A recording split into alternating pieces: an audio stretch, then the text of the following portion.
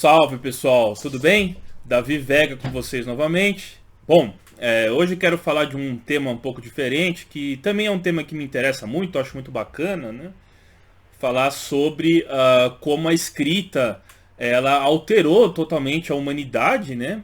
E inclusive a nós mesmos enquanto indivíduo. Mas antes de começar, eu gostaria de pedir, por favor, se inscreva aqui no canal, ative o sininho, sempre vou trazer aqui vídeos comentando sobre política, sociologia, antropologia, né? Enfim, sempre tentando informar vocês aí humildemente, claro, tentando fazer da melhor forma possível, né? Bom, quanto à escrita, o que eu posso dizer é que o ser humano ele sempre se comunicou. O ser humano, né, o homem, ele é um animal político por natureza, né?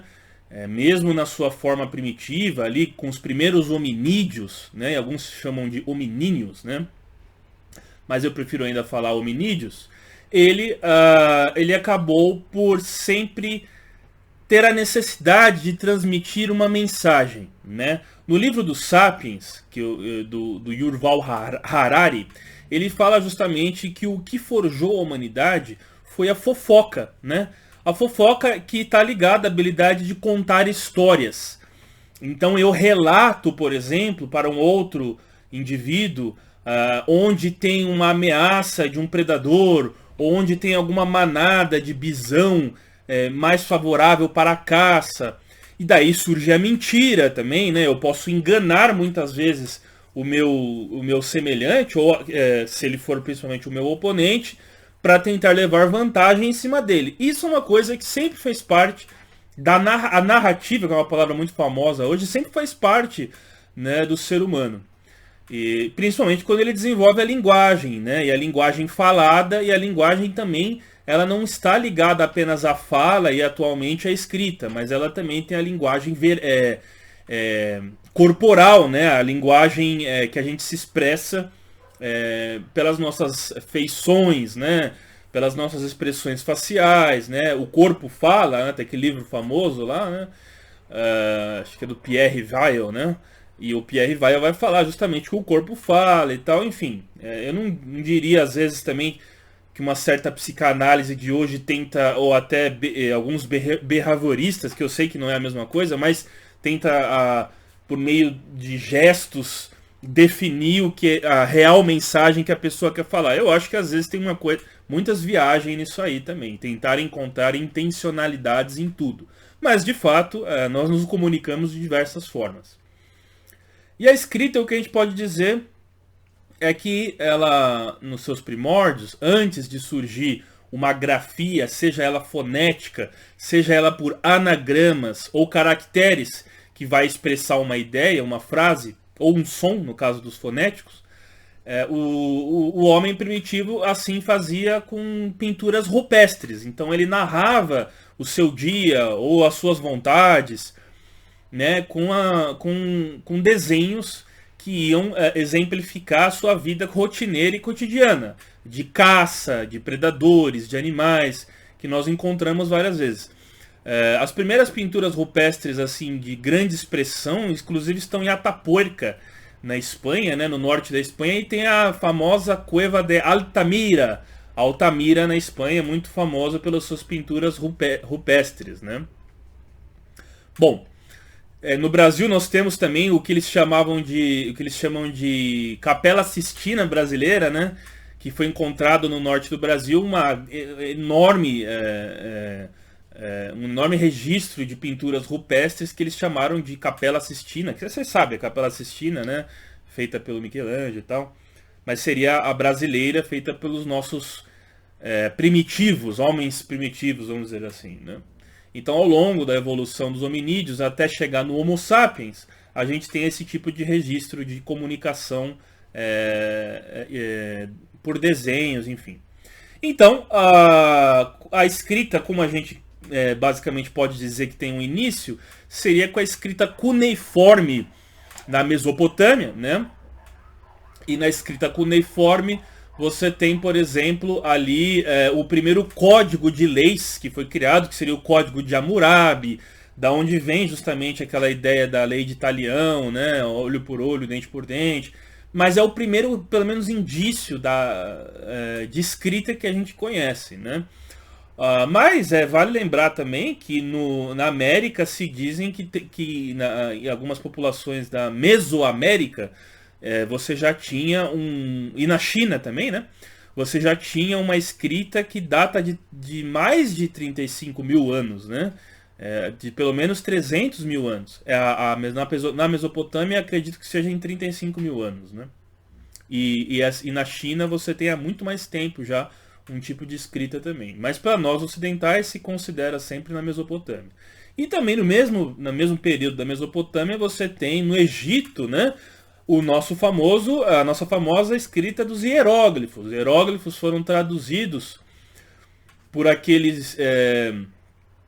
pelo Champollion. O Champollion era um membro da comitiva do Napoleão. Não sei se ele era militar, ele fazia parte da investida do Napoleão Bonaparte ao norte da África, quando ele conquista o Egito. E a pedra Roseta é onde tem os primeiros hieróglifos, e ele conseguiu traduzir os hieróglifos. Então foi o Champollion que fez esse favor à humanidade e tal, né? E a gente conseguiu descobrir muito sobre a religião egípcia, sobre os faraós, sobre tudo aquilo que nós conhecemos hoje, graças à tradução graças ao Champollion que decifrou os hieróglifos, né? Então é isso, do tronco latino você tem os idiomas português, espanhol, italiano, francês e o romeno também, pouco se fala do romeno, né? Que tem uma influência cirílica do russo e também do latim, né? Dos romanos. Você tem as línguas saxãs, que dá origem ao inglês, ao alemão, né? Algumas línguas ali, até do holandês também e tal, né? O holandês, inclusive, o som do G tem um som de R, então eles falam muito R. Se você escuta o holandês, tem um som de um R muito assim, né? Que é o G deles, né? Muitas vezes, né? Enfim, aí você tem o alfabeto cirílico, que é o russo. Você tem os anagramas das línguas orientais, como a língua chinesa, a coreana e a japonesa. E a japonesa, muitas vezes, aquele anagrama é quase que um desenho que representa a palavra. Então, quando você fala árvore, você tem lá um desenho muito parecido com uma árvore, né? Meio que lembra um pouco uma árvore, que justamente representa essa palavra. No alemão, voltando às línguas saxãs, a palavra, eles juntam palavras que quer dizer uma frase, né? Então vamos supor, Ministério da Propaganda, sei lá, aí fica Propaganda Ministerium, tudo junto. Então, por exemplo, você tem uma série de recursos do idioma alemão, né? Eu não falo alemão, mas pelo que me disseram ou pelo que eu li, eu sei que é assim, né? São termos de palavras unidas que quer dizer uma frase, né? Aí você tem então essas variantes, né? Mas todas elas, à sua maneira, o latim e o alfabeto latino, nosso alfabeto latino é um alfabeto fonético, então ele é pelo som. A tem som de A, E tem som de E, né? As vogais, as consoantes. Então você tem, por exemplo, letras que vão vão simbolizar o som dessas letras, e compondo palavras dessas letras, você vai ter a expressão de um objeto pela questão fonética, né? Pela questão do som da palavra, né? Então isso é uma coisa muito interessante, né? Que as diferenças e variantes linguísticas trouxe, né? Justamente entre os grupamentos humanos, né? E o que eu gostaria de dizer, não vou fazer aqui um histórico da escrita, mas como quase toda descoberta cognitiva humana, ela vem acarretada de poder, né? E a escrita sempre foi poder.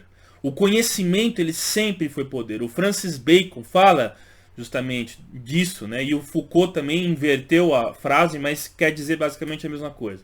Conhecimento é poder e poder é conhecimento.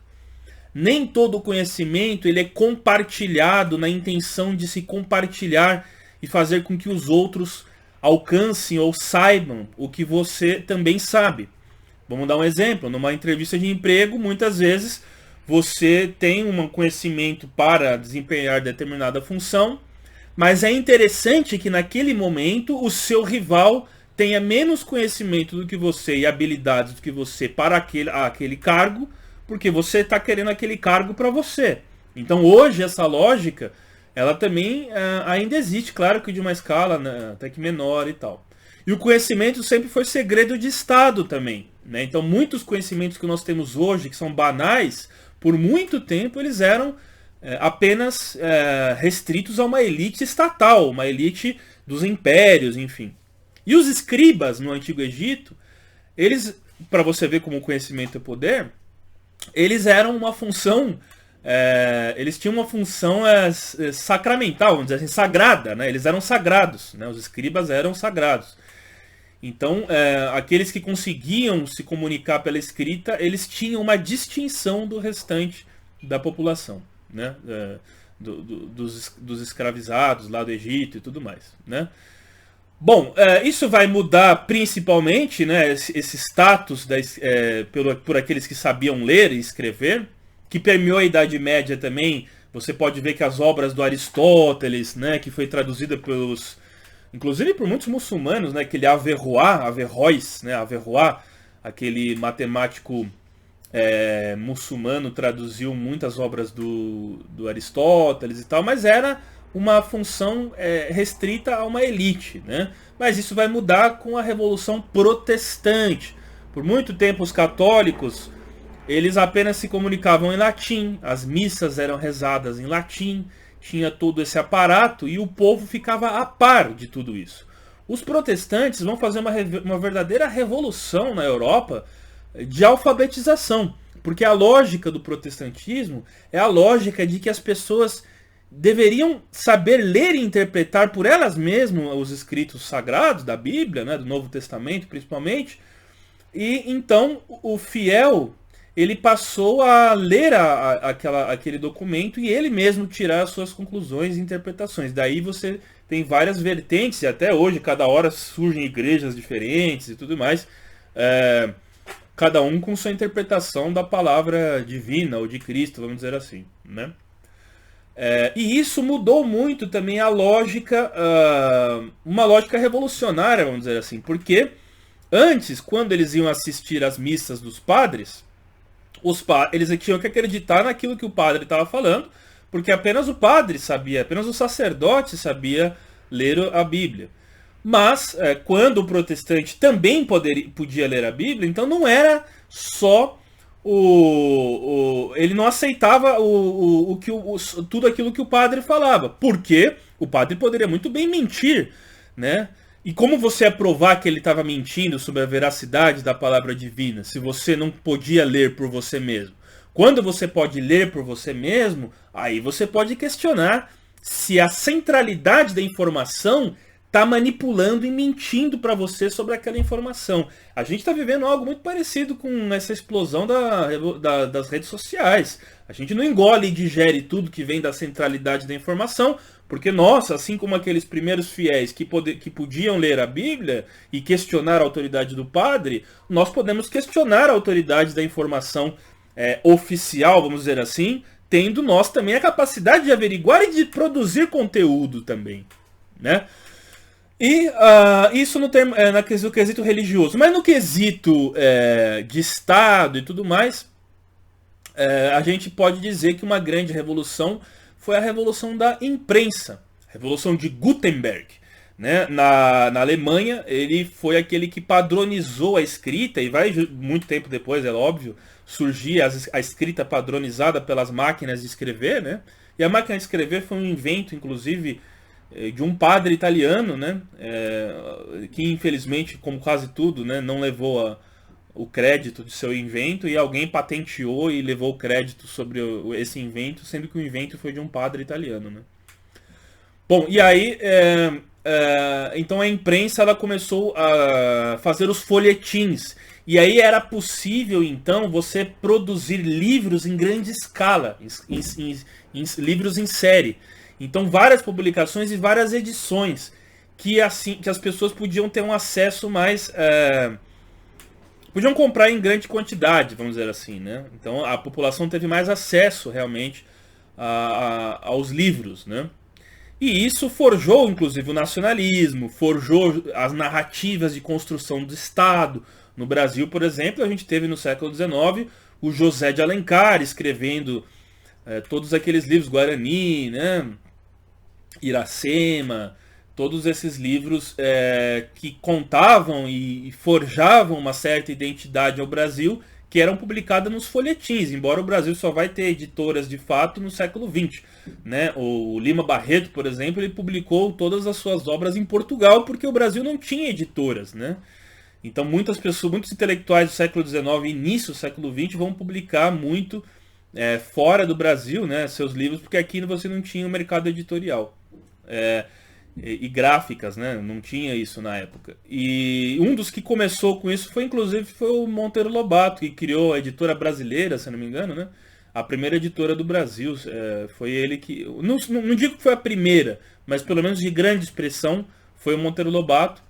E depois vários intelectuais seguiram nesse caminho, né? A Nova Fronteira, do Carlos Lacerda, né? Nos anos 50, 60, era uma editora dele que existe até hoje. Você tem a Lilia Schwartz e seu marido, que conduzem a Companhia das Letras hoje, e tantas outras, e tantos intelectuais na tentativa de cada um, às vezes lançar sobre o seu viés, às vezes lançar editoras partidárias de uma ideologia, de um partido, ou aquelas que abrangem obras maiores. Mas a gente está vendo uma revolução muito grande, inclusive no mercado editorial hoje, porque eu, por exemplo, que sou um autor e tenho livros publicados, eu posso muito bem, eu tenho minha própria editora, que chama Celtibérios Edições, eu posso eu mesmo lançar as minhas obras, seja na via digital, pela Amazon e outros sites, ou eu posso eu mesmo fazer um livro de boa qualidade, né? Vou até mostrar aqui um livro que eu lancei, que fez até um certo sucesso, né? Que vocês devem conhecer, que é o Cadarços Brancos entre o Sonho e a Barbárie, que eu falo sobre a cena punk skinhead de São Paulo. E assim, esse livro aqui, ele tem uma boa qualidade, né? Acabamento, orelha, uma série de coisas, imagens coloridas, uma série de coisas. E eu não preciso necessariamente, embora eu lancei numa editora, eu não preciso necessariamente estar vinculado a uma grande corporação para poder fazer isso. E esse é a verdadeira democratização. É quando os pequenos podem ter voz também. E um livro como esse, embora não foi lançado numa grande editora de expressão nacional e internacional, eu consigo rivalizar muitas vezes algum autor que conseguiu lançar numa grande editora de uma grande corporação. E essa é a revolução democrática que nós estamos tendo, principalmente no mercado editorial, obras de autores que eram impensáveis por conta do lobby, por conta da máfia que dominavam os mercados editoriais, que não tinham a disposição de traduzi-los ou publicá-los por questões ideológicas também, a gente sabe disso. E hoje, uma pessoa que simpatiza com determinada ideia ou determinado autor, ele pode fazer isso e não tem nada que impeça ele de fazer isso, porque ele pode criar a própria editora dele e fazer isso, seja da via digital ou impressa. Então essa é a verdadeira democratização dos meios de comunicação. Mas quem não está gostando disso, com certeza, são aqueles que sempre tiveram por cima da carne seca, sempre dominaram o mercado editorial, dominaram o mercado de informação. Né? É lógico que o conglomerado de mídia, que é uma espécie de consórcio, né? Eles não gostaram dessa revolução da informação pela internet, de eu poder, por exemplo, fazer esse vídeo que eu estou fazendo com vocês aqui, ou de um sujeito com um celular conseguir ter mais acesso do que o Jornal Nacional, por exemplo. Eles não gostaram, e não gostam disso. Porque quando a informação ela era centralizada, você podia ter um filtro e selecionar aquilo que ia ser transmitido ou não, sem que o povo tivesse, ou aqueles que conseguiam até questionar e ter uma outra versão dos fatos, tivesse uma grande expressão, um veículo de grande expressão e pudesse transmitir essa informação. Por isso que tem todas essas tentativas de regulamentar a imprensa, regulamentar a internet, porque eles querem calar vozes que são vozes dissidentes ou vozes que não engolem, não aceitam tudo o que eles querem para que eles possam ser os detentores sempre da opinião pública e moldar a opinião pública como sempre fizeram. O próprio Adorno falava isso, falava sobre a mídia, a indústria cultural, só que a esquerda hoje hipocritamente aplaude justamente a censura, porque grande parte desses conglomerados de mídia reproduzem e querem fazer valer as ideias que eles defendem. Então eles não aceitam que pessoas possam questionar e que possam ter mais influência do que eles, né? Aquelas grandes estruturas milionárias de jornalismo e tal, e um sujeito com uma câmera de um celular consegue quebrar tudo isso. Eles não conseguem aceitar isso, né? Só que, como o João Pereira Contío fala no livro das Ideias Conservadoras, tinha um rei italiano que, após a Revolução Francesa, passou uma vida inteira tentando voltar a uma situação anterior à Revolução Francesa, que era impossível, pois a mentalidade, inclusive a mentalidade da monarquia, já havia mudado depois da Revolução Francesa. Essa ruptura e uma volta atrás para certas coisas, ela é impossível. E como que a gente vai tirar, uma vez que todo mundo sabe que tem a possibilidade de produzir conteúdo, tirar isso das pessoas e voltar a uma situação igual dos anos 80 e 90? É impensável isso, né? E eles sabem porque eles não conseguem mais eleger e derrubar presidentes, eles não conseguem mais moldar as pessoas feito carneirinhos como eles conseguiam antes. Então, se o protestantismo, como eu disse, por conta da revolução da imprensa, conseguiu mudar totalmente a mentalidade das pessoas, que podiam ter acesso àquilo que apenas os sacerdotes antigos conseguiam ter, a nossa revolução é a revolução da informação da internet, que faz com que a gente consiga ter justamente uma sensação de poder também participar do jogo democrático de fato e não ficar só na mão dessas grandes corporações. E eles odeiam isso, né? Vão fazer de tudo para calar vozes e tudo mais, né? Mas o mundo mudou e eles têm que aceitar isso daí, querendo ou não, quer eles gostem ou não. Outra coisa que a escrita revolucionou foi os algoritmos. Então hoje nós somos moldados de certa forma por algoritmos. E se na Bíblia tinha aquela grande passagem, né, no princípio era o verbo, né? Eu não sou religioso, não estou citando a Bíblia, falando da história do protestantismo, porque eu participo disso, mas enquanto sociólogo eu analiso essas questões também. E aí, então, se tem essa metáfora de que no princípio era o verbo, muitas ideologias que negam a natureza, negam a realidade muitas vezes, elas se agarram nessa ideia de que as pessoas elas são passíveis de mudança pela palavra. Então a escrita, e é verdade, dizem que a gente só pode pensar porque a gente tem o significado das palavras, né? Mas eu acredito que, pela minha observação, os animais conseguem pensar também, embora eles não tenham a linguagem falada e muito menos escrita. Eu acho que eles conseguem ter uma forma de racionalidade também, embora eles não consigam nomear as palavras. Alguns animais conseguem reconhecer até um certo número de palavras, como os próprios cachorros também, eles reconhecem.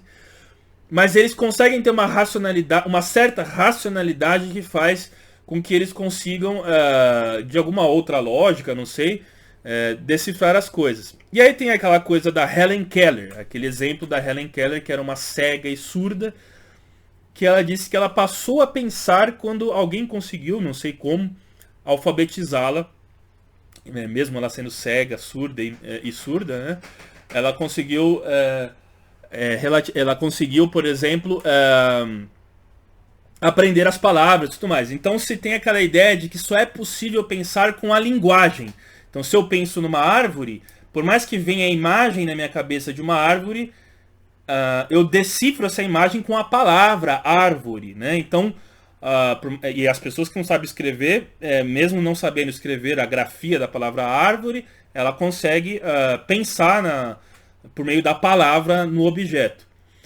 Mas, e uma vez partindo disso, a engenharia social por parte dessas pessoas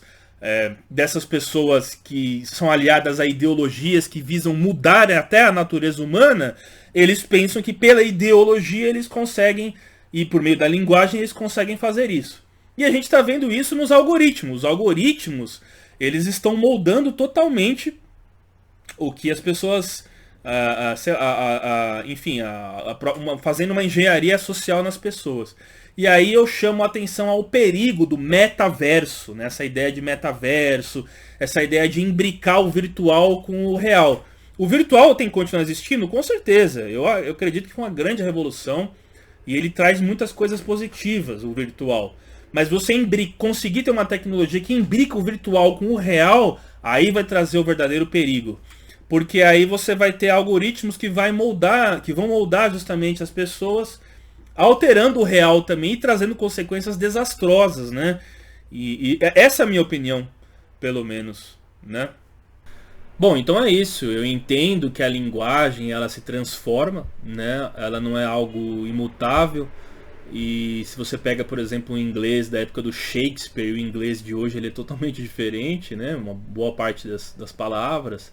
O nosso português já teve várias revisões da língua também. Mas se é para a língua se alterar, eu não gosto muito da palavra evoluir, né? Porque evoluir dá um juízo de valor, como se ela estivesse indo para uma coisa melhor. Mas se é para ela se alterar, que seja um processo espontâneo e também sem a imposição de uma centralidade.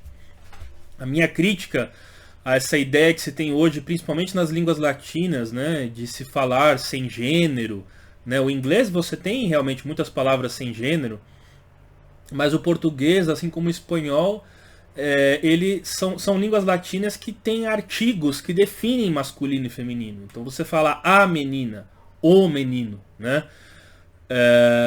E eu acho que você obrigar por uma imposição da lei e de uma punição daqueles que não vão aderir a essa mudança seria realmente algo opressor. Eu falo até pelo meu exemplo. Eu me alfabetizei nos anos 90, então até hoje eu tenho vícios de um português antes da última revisão e unificação do mundo lusófono, né, da língua para o mundo lusófono. E eu ainda continuo escrevendo com trema. Eu escrevo muita coisa com o hífen, né? Hoje muita palavra não tem mais hífen, eu coloco o hífen ainda, né? E acredito que muito breve até a própria crase vai acabar desaparecendo, que é uma coisa que eu sempre procuro usar, a crase também. Então é difícil você obrigar pessoas, né, que foram alfabetizadas ou elas estão inseridas na habilidade da escrita numa época e você forçá-las e até puni-las se elas não escreverem ou falarem assim, né? Eu não sou contra, por exemplo, a pessoa que quer falar no gênero neutro fazer isso numa peça de teatro, escrever um livro assim, fazer uma novela assim, é todo o direito que a pessoa tem. Mas obrigar que a norma seja isso, aí já é algo, e ainda mais com a punição da lei, né? Aí já é algo que eu me oponho ferozmente, né? E a linguagem, nós dominamos a linguagem, né? E graças à linguagem nós criamos a linguagem de programação, a linguagem que programa justamente as máquinas, os computadores e tudo mais. E nós herdamos desse mundo digital muitas palavras, terminologias, né, que vêm desse mundo digital. Por exemplo, o verbo deletar, eu vou deletar, é uma coisa que veio do teclado, né? Eu vou dar um Google, né? Em inglês tem o Google it, então procure no Google, então já virou até um verbo, né? Então são coisas que, ao mesmo tempo que a nossa linguagem moldou a linguagem de programação do mundo da informática, o contrário aconteceu. Ela também nos moldou, né? Mas eu chamaria a atenção para o perigo da imbricação justamente dessa questão digital e virtual com o real. Eu sou a favor do virtual, eu me utilizo do mundo virtual, como eu estou fazendo esse vídeo agora, e eu acho que ele trouxe muitas coisas positivas. Mas eu critico, né? Ou pelo menos eu questiono essa ideia do metaverso. Esse metaverso que é a tentativa de união do real com o virtual. Aí você tem esses Google Glass, todos esses aparatos. Mas se um dia a gente evoluir, por exemplo, para um dispositivo, um chip na cabeça da pessoa, que ela tenha o virtual imbricado com o real, eu acho que a gente vai se afastar da nossa questão de humanidade. E no virtual, os algoritmos eles realmente vão alterar totalmente a nossa realidade. Se os algoritmos hoje, pelo celular ou pelo computador ou qualquer coisa assim, nós ao abrirmos a rede social ou recebemos uma propaganda de um produto ou uma notícia que muda totalmente o nosso humor. Isso é uma espécie de engenharia social, porque o nosso humor é totalmente moldado por essas investidas do digital na nossa rotina. Imagina se a gente está num metaverso, com a realidade imbricada no metaverso. Isso seria muito pior. Aí sim, nós que dominamos a linguagem, aprendemos a dominar a linguagem e a escrita, os algoritmos que em suas combinações que podem chegar ao infinito, ser infinito, a gente vai fugir do nosso controle, exatamente isso, e eles é que vão nos controlar, eles é que vão nos dominar, gerando assim uma distopia que nenhum ficcionista, né, nenhum escritor de ficção jamais pensou, e principalmente a maior opressão de todas, que é não só a nossa dominação, mas a alteração pela linguagem, inclusive, da nossa natureza humana.